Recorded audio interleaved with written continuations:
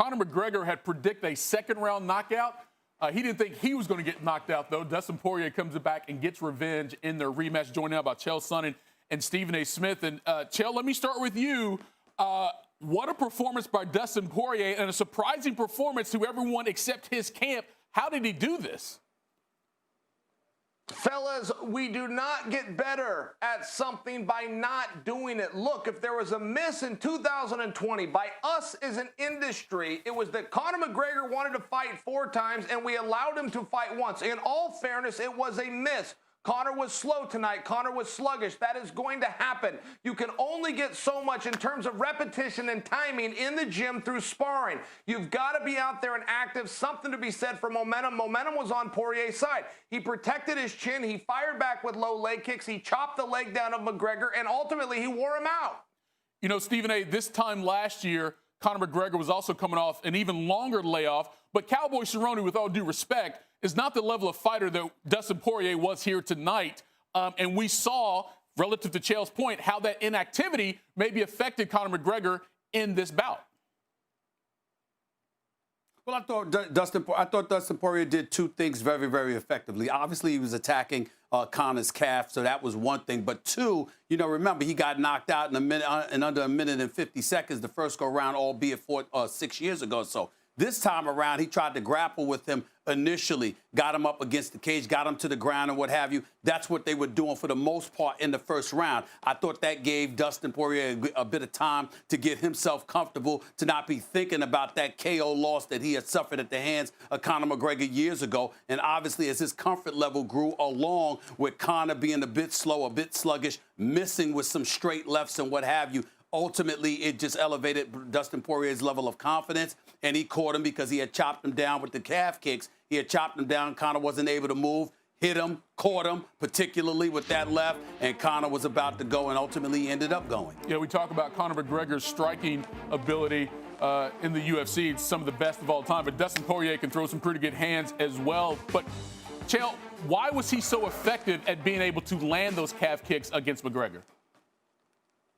One of the things that worked really well, okay, when you're southpaw against southpaw, that calf kick is going to be open, but we've never seen that a weakness of Conor McGregor. Guys in the past have tried to throw kicks, and Conor gives them a left right down the middle. For some reason, Conor was not responding, which part of what I'm blaming on the inactivity. That's a timing issue. You've got to bring your knee up, block it at the right time, send one back down the middle. Conor wasn't doing it. And also, that takedown in the very first round served Poirier in multiple ways, because the threat of the takedown is just as dangerous as the takedown. If you can threaten it, if you can make your opponent believe, 1, I'm willing to do it, but 2, I have the skills to get you down, you will make him react. And every time Dustin changed elevations, boom, Conor would have to change, thinking about the lower body attack, thinking about that tackle or takedown. Poirier'd step in and chop him in the leg. Stephen A., McGregor said inactivity was the issue. He wants to be even more active, clearly, in 2021. He plans to regroup, as he says, and come back and fight soon. How soon should he get back in there, and what caliber of opponent are we talking about that he could possibly see down the road?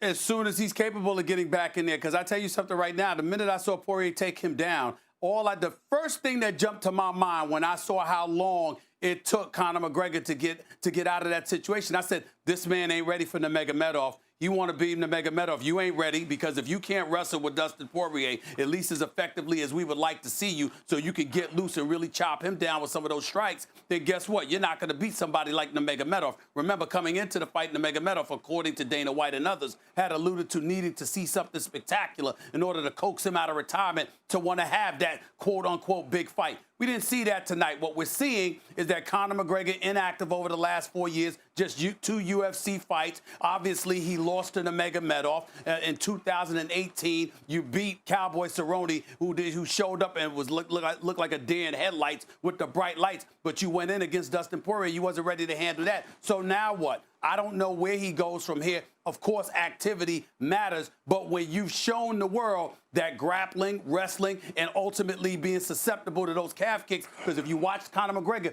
he had trouble literally getting off his seat when he went to hug Poirier to congratulate him. If you're going to get chopped down like that, how are you going to beat some of the elite fighters that will be waiting for you? I don't see that happening. I think there's a reason for concern with Conor McGregor, to be quite honest with you. Yeah, McGregor 3-3 in his last 6 fights in the UFC. Chael, I'll get your take on that. How soon should McGregor get back in there, and what type of opponents are we looking at for him?